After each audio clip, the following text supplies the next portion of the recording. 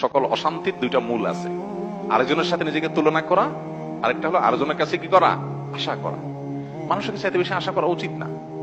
স্বামী হোক, স্ত্রী হোক, ননদ হোক, দেবর হোক, শ্বশুর হোক, শ্বশুর বাড়ি হোক, এমনকি বন্ধু বান্ধব হোক, আপনার কোনো বন্ধু বান্ধব যদি আপনার সাথে বেঈমানি করে, আপনার খুশি হওয়া উচিত।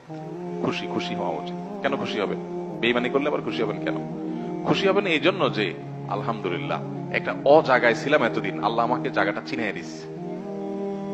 যদি বেঈমানিটা এখন না করতো, আমারে আরো কিছুদিন বাড়াইয়া তারপরে করতো, আমি আরো বেশি ক্ষতিগ্রস্ত হইতাম। আল্লাহর শুকর, আলহামদুলিল্লাহ আমি যে জায়গায় সময় ব্যয় করছি, এরকম জিগরি দোস্ত বানায় রাখছি, ও আসলে কালসাপ, এটা আল্লাহ তাআলা আমারে জানাই দিছে। আলহামদুলিল্লাহ আমি খুশি হয়ে যাব। নেগেটিভ জিনিসটাকেও পজিটিভ ভাবে আমরা দেখতে পারি। যত হতাশা আছে, এই হতাশা দূর বেশিরভাগ ক্ষেত্রে হয়ে যাবে শুধু মেন্টালিটি পরিবর্তন করলে। আল্লাহ আমাদেরকে সেই তৌফিক দান করুন। আমাদের কিচ্ছু নাই, ঘরে অল্প স্বল্প আছে, আমরা যা আছে তার সাথে তুলনা করবো না। আমার যা আছে তা নিয়ে অনেক হ্যাপি, আলহামদুলিল্লাহ। আল্লাহ আমার ছেলে মেয়ে সুস্থ রাখছেন, ক্যান্সার দেন নাই, বড় কোনো ব্যাধি দেন না, আল্লাহ শুকর। কিন্তু কাউকে ক্যান্সার দিয়েছেন, আলহামদুলিল্লাহ আল্লাহ তাআলা আমাকে মরার আগে তওবা করার সুযোগ দিয়েছেন। একটা ওয়ার্নিং আসছে, আমি এখন প্রস্তুতি নিয়ে যেতে পারি। অনেকে হঠাৎ চলে যাচ্ছে অ্যাক্সিডেন্টে, সেটা প্রস্তুতি নিতে পারে নাই। খারাপ কাজ করতে করতে গুনাহের পথে থাকতে তওবা করার আগে সে চলে গেল। আলহামদুলিল্লাহ আমার একটা ওয়ার্নিং পিরিয়ড পাইছি, এই সুযোগে আমি তওবা করে আমার আখিরাতটাকে সুন্দর করে যেতে পারি। প্রত্যেকটা নেগেটিভ জিনিসকে পজিটিভ দেখা যায়। বিশেষ করে আজকালকার যে হতাশা, এগুলো বেশিরভাগই হলো আমাদের অনেক খাই স্বভাবের কারণে। আমরা ভাবখান, আমি এরকম অনেক মানুষ দেখেছি ব্যক্তিগতভাবে, আমি পরিচিত অনেক মানুষের সাথে, নাই ভাই কিচ্ছু নাই, ব্যবসা বাণিজ্য অবস্থা একবারে খারাপ।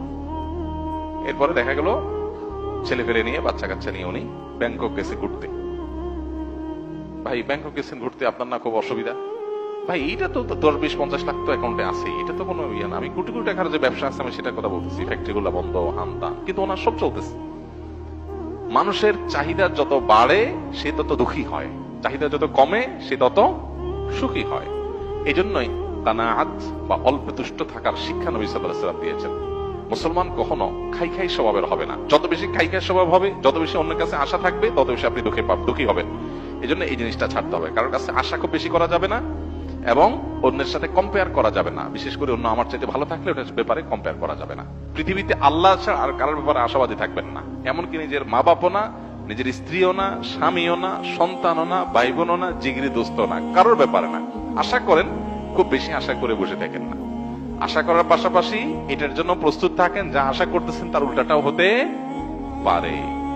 মোচের তেল দিয়ে গেছেন, অনেক কিছু আশা করতেছেন, যা দেখেন জিরো, হাইসা দিবেন